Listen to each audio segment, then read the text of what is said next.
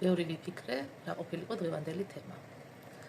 ვინაიდან ქალები ძალიან ძლიერები ვართ და უშიშრებიც, მაგრამ არსებობს სამი სისუსტე, რომელიც თითქმის ყველა ქალს გააჩნია და სამი შიში, ეგრეთ წოდებული. ეს არის შიში სიღარიბის, შიში სიმარტოვის და შიში სიბერის. ვინაიდან ეს სამი თემა ყველასთვის მნიშვნელოვანია და მნიშვნელოვანია ამ სამი შიშის დაძლევა და რადგანაც მესამე, ანუ სიბერე, ჩემ პროფესიასთან კავშირშია, გადავწყვიტე დღევანდელი თემა დაუთმო გაახალგაზრდავებას ან ახალგაზრდობის დიდხანს შენარჩუნებას. პირველ რიგში მინდა ჩამოვთვალო სამი მთავარი მიზეზი დაბერების. პირველი და ყველაზე ძლიერი მიზეზი, თქვენ შეიძლება იფიქროთ, რომ არის ასაკი, მაგრამ ასე არაა. ასაკი ამ სამიდან ბოლოს არის, ბოლო ადგილზე დგას. პირველი ეს გახლავთ სტრესი და სტრესი ძალიან ბევრი ასე ვთქვათ ფაქტორები იწვევს. მეორე ეს გახლავთ მზის დაბერება და მესამე უკვე გახლავთ ასაკი. მოდი პირველ რიგში გავერკვეთ, რა შეიძლება იწვევდეს სტრესს.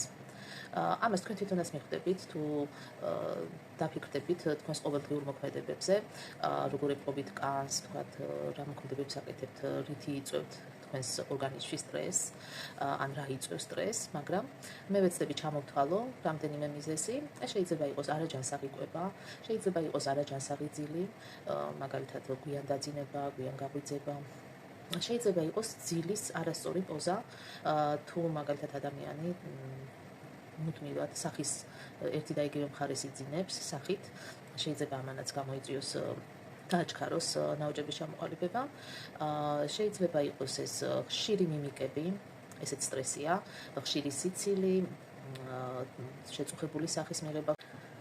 სტრესი შეიძლება გამოიწვიოს ცივმა ამინდმა, პირიქით ცხელმა ამინდმა, ალკოჰოლმა და სიგარეტმა. მზის დაბერება არ გაგიკვირდეთ, ცალკე სახელწოდებით არის, რადგან აბსოლუტურად სხვანაირად ხდება მზის დაბერების დროს ნაოჭების ჩამოყალიბება. ასაკობრივი ან სტრესული დაბერების დროს სხვანაირი ფორმის ნაოჭებია კანზე, ხოლო მზის დაბერების დროს აბსოლუტურად განსხვავებული. მაგალითისთვის გეტყვით, უფრო ადვილად რომ მიხვდეთ და განასხვაოთ ეს ნაოჭები, მაგალითად ცნობილი ფრანგი მსახიობი ბელმონდო ზუსტად სახასიათო სახე ქონდა მზის დაბერების. ბელმონდოს შეიძლება მზისგან არ ქონდა ასეთი სახასიათო სახე, მაგრამ ძალიან კარგი მაგალითია, რომ მივხვდეთ როგორი ტიპის ნაოჭები ყალიბდება, ესეთი ფენა ეკიდება სახეზე ნაოჭები ადამიანს. კიდევ ერთ მაგალითს გეტყვით, მაგალითად აღლი ჩაოჩაო ყველა მიცით, როგორი მოპუჭული ეს ნაკეცებად დაკეცილი კანი აქვს სხეულზე ჩაოჩაოს, დაახლოებით აი ესეთ ნაკეცებად ეფინება სახეზე ნაოჭები ადამიანს. მაგალითისთვის კიდევ მინდა გაიხსენოთ ორი ქალბატონი, თქვენ სანაცნობო წრიდან, ასაკიანი მოხუცი ქალბატონი, ერთი გაიხსენეთ, რომელიც ქალაქში ცხოვრობდა, ან ცხოვრობს და მეორე გაიხსენეთ, რომელიც სოფელში ცხოვრობდა, ან ცხოვრობს. და წარმოიდგინეთ მათი სახეები და მერე შეადარეთ ერთმანეთს. მე მაგალითად ბევრი მყავს ესეთი ნაცნობი ქალბატონები და ქალაქში მცხოვრები ქალბატონები ძალიან ესეთი მშვიდი ნაოჭებით ვერდებიან, სხვანაირი დაბერება აქვს, სახეზე თითქოს დალაგებული ნაოჭები აქვთ ლამაზად, მაგრამ სოფელში მცხოვრები ქალბატონები უწევთ მზეზე შრომა, მაგალითად თოხნა, ბარვა, ვენახში მუშაობა და პირდაპირ მზესთან აქვთ კავშირი და სამწუხაროდ მათ სახეზე ვითარდება მზის დაბერება და სხვანაირი ფორმის ნაოჭები, აი უფრო ღრმა და ჩაკეცილი ნაოჭები აქვს სახეზე. აი ეს მინდოდა მეთქვა დაახლოებით წარმოდგენა, რომ შეიქმნათ რა არის მზის დაბერება.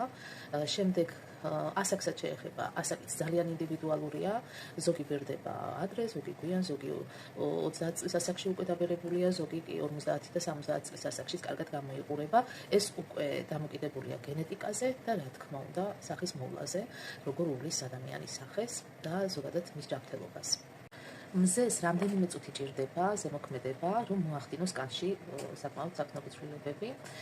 ეს შეიძლება იყოს ლაქები, შეიძლება იყოს ხაზები, ნაოჭები, ასევე შეიძლება იყოს კაპილარული ქსელის ზევით წამოწევა და რაც ყველაზე მნიშვნელოვანია, ეს გახლავთ კიბოს რისკი. ეხლა მინდა გესაუბროთ ნაადრევი დაბერების პრევენციაზე. ძალიან მნიშვნელოვანია ცოდნის მიღება ამ კუთხით, რათა დავიცვათ უფრო ყურადღებით საკუთარი კანი მავნე ზემოქმედებისგან.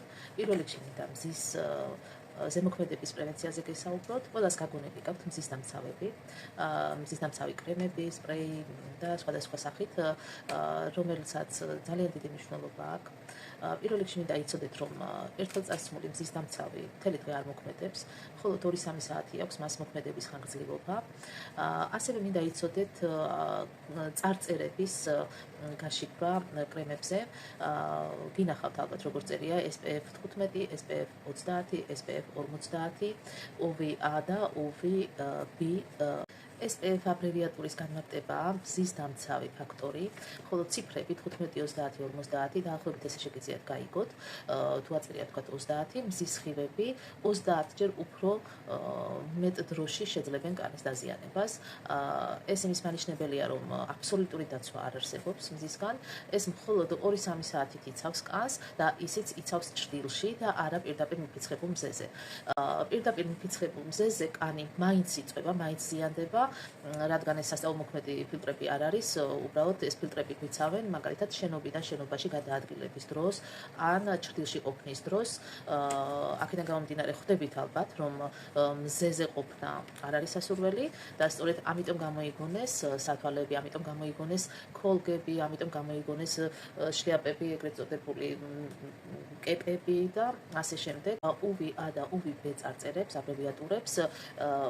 ეს აბრევიატურა მიუთითებს, ესე იგი UV ნიშნავს ულტრაისფერს და A და B ტალღებს მიუთითებს. B ტალღა უფრო არის ზაფხულში, უკეთ იცავს, თქვა დამწრობისგან, კიბოს პრევენციისგან, კიბოსგან და ასე შემდეგ. ხოლო A ტალღა ეს უფრო მსუბუქი ტალღა, რომელიც მთელი წელი საჭიროა კანის დასაცავად. ასევე სეზონს აქვს მნიშვნელობა, ციფრებს თუ მივაქცევთ ყურადღებას, ზამთარში SPF 15 საკმარისია, რადგან ძალიან სუსტი მზეა.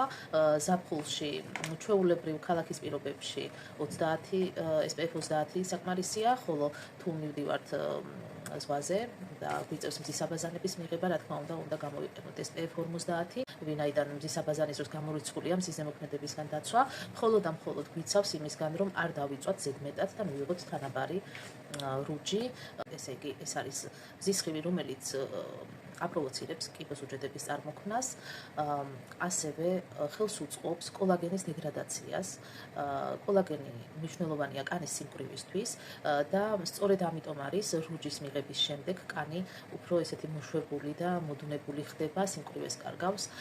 ასევე ხელს უწყობს მზის სხივები, ეს ულტრაისფერი სხივები მელანინის ჭარბ წარმოქმნას, რაც ასევე ხელს უწყობს ლაქების წარმოქმნას კანზე, რომელიც არც ისე იული მოსაცილებელია კანიდან, საკმაოდ წლები და თვეები ჭირდება თითოეული პატარა ლაქის მოცილებას და ძალიან დიდი ბიუჯეტი და ძალიან ძვირადღირებული პროცედურები. ძირითადად არსებობს მზის გადამცავი ფილტრები სახის კრემებში, ან შრატებში, მაგრამ კითხვა ჩდება ხოლმე, თვალები როგორ დავიცვათ, რა თქმა უნდა დავიცვათ სათვალეებით მზის, რომელიც აუცილებლად უნდა შეიცავდეს ულტრაისფერი სხივებისგან დაცვას, აუცილებლად შეამოწმეთ ხოლმე სათვალეები, რამდენად დიდი ფილტრები აქვთ მზის დამცავი. რაც შეეხება რუჯის მოყვარულებს, მეც მომწონს, მაგრამ მაქსიმალურად ვერიდები ხოლმე ზაფხულში მზეს. ამისთვის გირჩევთ უბრალოდ ავტორუჯების გამოყენებას. თავიდან შეიძლება არაკომფორტულად მოგეჩვენოთ, მაგრამ მერწმუნეთ ძალიან ბევრი პრობლემებისგან დაგიცავთ ის. მზის სათვალეები ძალიან მნიშვნელოვანია ასევე თვალის ხშირი მიმიკისგან დასაცავად, რადგან მზის სხივის მოხვედრისთანავე ჩვენ თვალებს ჭუდავთ და ძალიან სწრაფად ყალიბდება თვალის ირგვლივი ნაოჭები, რომელსაც ვეძახით ვატისთათებს, აი სწორედ ამ ხშირი მიმიკების წყალობით და ძალიან მნიშვნელოვანია ამ შემთხვევაშიც მზის სათვალე. შეეხება კვებას, ეს ჩემი სფერო არ არის, მაგრამ როგორც ექიმის მაინც შემიძლია მოგცეთ პატარა რჩევები. უბრალოდ ერთი რამ დაიმახსოვრეთ, კვება ყოველთვის დაიწყეთ ბოსტნეულით და მე შემდეგ გადადით სხვა სახის საკვებზე. ალკოჰოლი იწვევს კანში დეჰიდრატაციას, ანუ გაუწყოვნებას, ძალიან დიდი რაოდენობით წყალი და ტენი იკარგება კანში. მოგეხსენებათ, რომ გაბერების ერთ-ერთი უმთავრესი მიზეზია სწორედ ტენიანობის ნაკლებობა, ამიტომაც ვიყენებთ ამატენიანები. ეხება სიგარეტს, საკმაოდ ღრმა ნაოჭების გაჩენას უწყობს ხელს, კანს აქვს მოყვითალო ტყავისებური ერქერი. ბიოქიმიური ცვლილებები ხდება ამ დროს კანში და C ვიტამინის ნაკლებობას იწვევს. C ვიტამინი კი ძირითადი ინგრედიენტი გახლავთ კანში ტენიანობისა და სისავსის შესანარჩუნებლად. ამ ყველაფერთან ერთად ძალიან დიდი მნიშვნელობა აქვს სახის კანის სწორ მოვლას, თქვენს ყოველდღიურ რუტინას, რომელზეც აუცილებლად ცალკე ვიდეოს ჩავწერ, ვინაიდან ეს მოკლედ შეუძლებელია რომ გადმოგცეთ. ფიქრობ საინტერესო თემაში ვარჩიე დღეისთვის და თუ მოგეწონათ ჩემი ვიდეო, აუცილებლად დამიკომენტარეთ, მოიწონეთ და თუ შეძლებთ გადააზიარეთ კიდევაც, რომ სხვებმაც ნახონ და სხვებმაც გაითვალისწინონ ჩემი რჩევები.